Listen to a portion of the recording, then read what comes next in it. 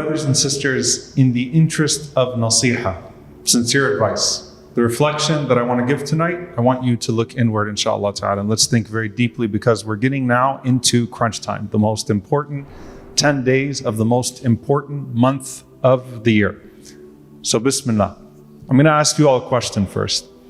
On the Day of Judgment, what are the barriers to your good deeds being accepted? The Prophet ﷺ said that there is a specific moment that a person is bankrupt on the Day of Judgment, rendered muflis, bankrupt on the Day of Judgment despite their prayer, despite their fasting, despite their qiyam. What are those deeds? We know the hadith of the Messenger ﷺ that a person comes on the Day of Judgment and they have their prayer, they have their fasting, they have their siyam. Can you imagine how many Laylatul Qadrs they have caught? A lifetime of seemingly doing the good deeds. But sabba hadha wa shatama hadha wa akhtaba hadha wa daraba hadha, and in different ahadith, different narrations of the hadith, those things are in different order. But the point is, despite all of that, you cursed this person, you backbited this person, you slandered this person, you hit this person, you denigrated this person. Basically, you had a nasty tongue. So, huquq al-ibad, the people that you hurt, line up and they take your good deeds until you have nothing left. Laylatul Qadri khayrun min alfi shahr. Can you imagine Laylatul Qadr is better than 1,000 months? 1,000 months. And let's say that a person caught Laylatul Qadr for 50 years. 50,000 months of good deeds, gone. Why? Because of the people that you hurt with this. It's a warning from the Prophet ﷺ. The barriers to our good deeds being accepted or being profitable on the Day of Judgment.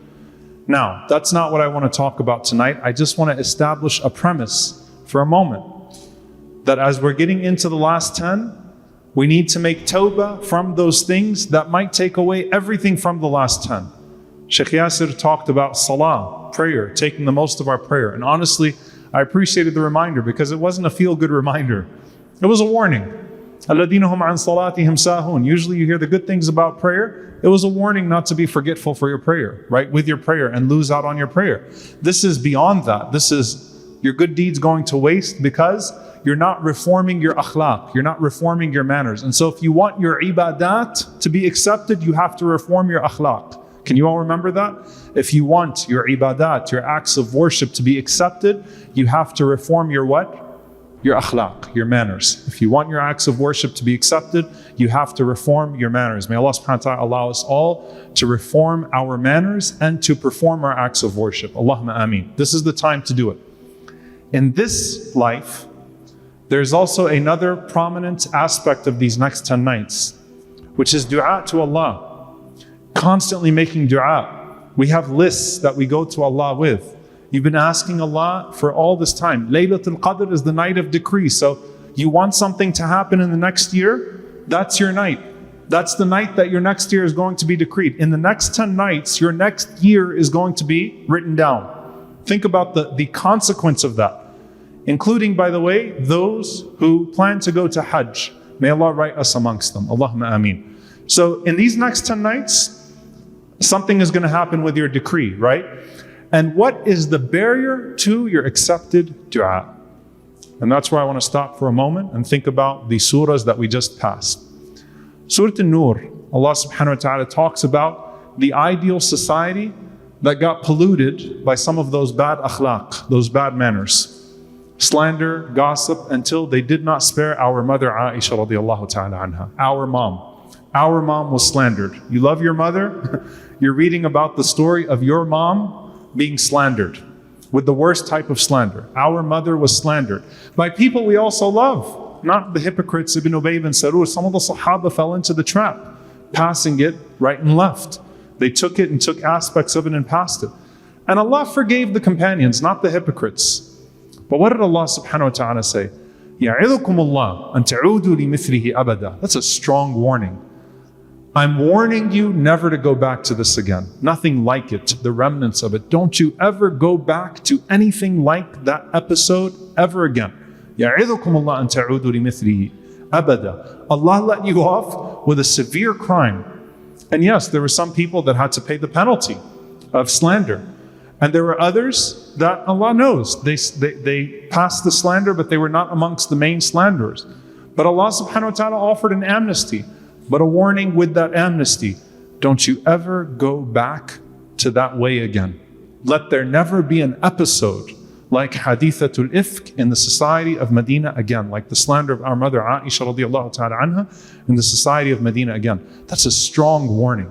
Honestly, if you're reading that ayah, the strength of it is such an admonishment. The strength of it, like it's not even, Allah does not even talk about what the consequences are. It's just Allah is warning you. I'm warning you, do not ever go back to anything like that again.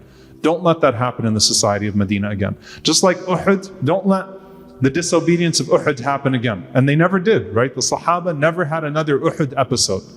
And the Sahaba never had another Ifk episode. Alhamdulillah, because they were a people who took the Quran very seriously. And then you see in Surah Al-Furqan, Ibadur Rahman, the servants of the Most Merciful. And Allah mentions their tawbah, their repentance. Why? Because all of you will sin. All of you will sin. All of the children of Adam will sin. All of us will fall at times. But Allah subhanahu wa ta'ala mentions in the qualities of the servants of the Most Merciful, إِلَّا مَنْ تَابَ وَآمَنَ وَعَمِلَ صَالِحًا. Except for those who repent and they believe and they work deeds of righteousness. And Allah re-emphasizes that, by the way. مَنْ تَابَ وَعَمِلَ صَالِحًا. The one who not only repents, but who puts in the place of where they used to sin a good deed instead to hold that place. They cut off the means to sin and they now have the means to good deed. They now have means to a good deed with Allah subhanahu wa ta'ala. And for those people, يُبَدِّلُ اللَّهُ سَيِّئَاتِهِمْ حَسَنَاتٍ. How merciful is Allah? Allah switches their sins to good deeds. Now, Surah An-Nur was a warning to society. As a community, don't mess up like that again. You don't get two Hadithatul Ifks. You get one, you messed up as a community, make tawbah to Allah and learn the lesson as a community. Ibadur Rahman is very individual. When you messed up, turn back to Allah and put in the place of your sin a good deed. Why do I want to build on this, inshallah ta'ala, tonight? Because just like there are barriers to our good deeds having any weight on the Day of Judgment, the barriers to our dua having any weight in this life is our insistence on sin. So the insistence on poor akhlaq make our ibadat meaningless. The insistence on sin render our du'as void. How do we know? The hadith of the Prophet ﷺ. A person calls out to Allah and says, Ya Rabb, Ya Rabb, Ya Rabb. Oh my Lord, oh my Lord, oh my Lord. But look at your dress. Look at your food. Look at your sustenance. You're insisting on haram, and then you're insisting on Allah subhanahu wa ta'ala to answer your du'as. How does that work? Yes, Allah answers du'as. But what kind of effort are you putting in? You're insisting on your ways, and then you're insisting Allah answer your supplications. It doesn't work that way with Allah subhanahu wa ta'ala. أَنَّا يُسْتَجَابُ لَهُ. On what basis are you going to be responded to? You're not willing to reform your ways, but you want Allah subhanahu wa ta'ala to answer every one of your supplications. Why? Because I listened to, my khutbah, I think tomorrow's Friday. It is tomorrow. Tomorrow's Friday, right, Sheikh? Yes, tomorrow's Friday. My khutbah tomorrow will be about making the most of Laylatul Qadr and things of that sort, right? So I followed the tips. I read the dua. I said, Allahumma innaka afuwan tuhibbul afwa fa'fu anni. I prayed the entire night. I caught Taraweeh. But my du'as, look, for myself and for you, Ramadan resolutions means difficult sacrifices. And what I want to really advise myself and all of you, and wallahi, it comes from a sincere place, I hope, for myself and for you. Remove the means that are causing you to constantly fall in the sins over and over and over again. For some people, that means scrub your social media. If you're not going to do it in Ramadan, then when are you going to do it? You need to delete your social media. For some people, that means I need to exit certain WhatsApp groups, or I need to delete WhatsApp altogether. For some people, that means I need to delete certain contacts. Honestly, there are certain friends in my life that just provide a constant avenue to sin for me. For some people, that means I really need to consider at this point, if I'm in a haram business or I have a haram level of earning, I'm going to cut it off now. For some people, that means reforming your dress. For some people, that means reforming your food. For some people, that means reforming your sustenance. But every one of us has to look deep, deep, deep, deep, deep. Because when you show Allah subhanahu wa ta'ala that you're going to insist on these ways and you're not willing to make those sacrifices, that is the barrier between you and your supplication. Your du'as become mechanical at that point. How beautiful is the du'a of a person that says, Ya Allah, I'm changing. Ya Allah, I'm taking the next step in my journey to you. Ya Allah, I'm looking at myself and I'm not going to insist on these things, no matter how minor they are. Remember the Prophet ﷺ said, Iyyakum muhaqqarat ad-dunub. Beware of the minor sins. Some of you are planning weddings right now for after Ramadan. How are you planning that wedding to be? Think about it. Right? Every single aspect of your life. What are you thinking about doing right after Ramadan? Every single one of us look deep in the mirror as we go into these 10 nights and say, how do I delete my past? Because I want Allah to do tabdeel, to switch my sins to good deeds. But in order to do that, I need to switch the means to my sins with the means to good deeds. And Allah is merciful enough to where He will clean the slate. But am I going to clean my own slate? Am I going to turn my own page? I trust Allah ar-Rahman, the most merciful, to clean the slate if I sincerely turn back to Him.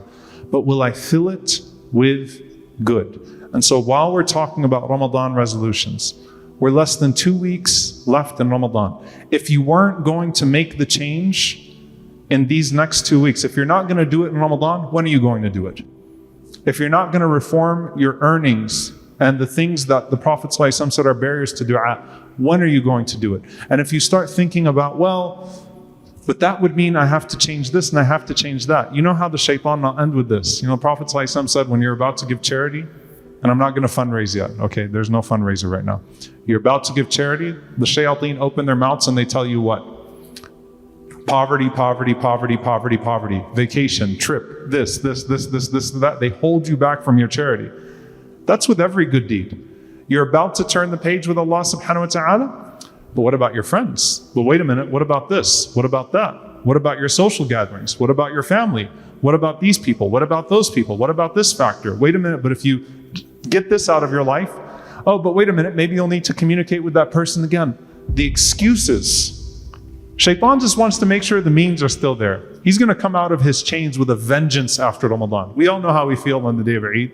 He will come out of his chains with a vengeance. He just wants you to maintain the pieces in place, the means, so that you go back to those things. Al-muhasabah.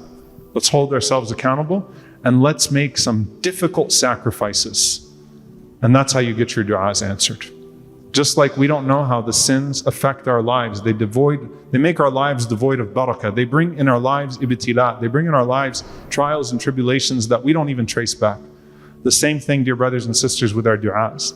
Allahumma naqqina min al-dhunubi wal-khataya allati takbisu ad-du'a wa naqqina min al-dhunubi wal-khataya allati tanzilu al-bala. We ask Allah subhanahu wa ta'ala to purify us from the sins and from the shortcomings that cause our du'as to not be answered. And we ask Allah subhanahu wa ta'ala to purify us from the sins and the shortcomings that cause tribulations to descend upon us. And we ask Allah subhanahu wa ta'ala to purify us from the bad characteristics and manners that cause our acts of worship to not be answered, to not be accepted. We ask Allah subhanahu wa ta'ala to fill our hearts, to fill our eyes, to fill our minds, to fill our limbs with that which is pleasing to Him, and to purify us from all that is displeasing to Him. We ask Allah subhanahu wa ta'ala to allow this Ramadan to be a moment of a turned page with Him.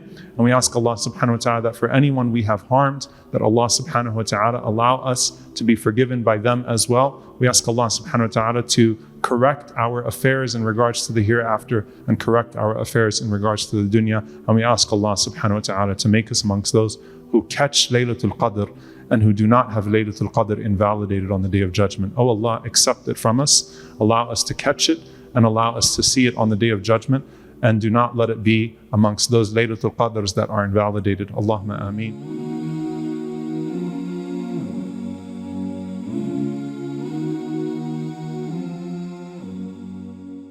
Alhamdulillah, we are happy to announce the launch of the One Islam TV app. Watch hundreds of high-quality produced Islamic reminders, Quran learning videos, stories of the prophets, and so much more. 2 new videos uploaded daily, inshallah. Watch videos on demand or download videos and watch offline. No more annoying ads or pop-ups. 100% safe browsing for your peace of mind. Watch or listen to lectures and lessons while you work, rest, or drive with your device switched off. One Islam TV is 100% run and owned by Muslims, which means the small amount you pay for your subscription is a SADAQAH JARIYAH, continuous charity for you, as we use the funds raised to continue producing more beneficial videos and reminders, inshallah. The One Islam TV app is now available on Apple devices, Apple TV, Android devices, Android TV, Amazon Fire TV, and Roku, so you can watch on most devices and smart TVs. Download now for a free 7-day trial. May Allah reward you for supporting our work.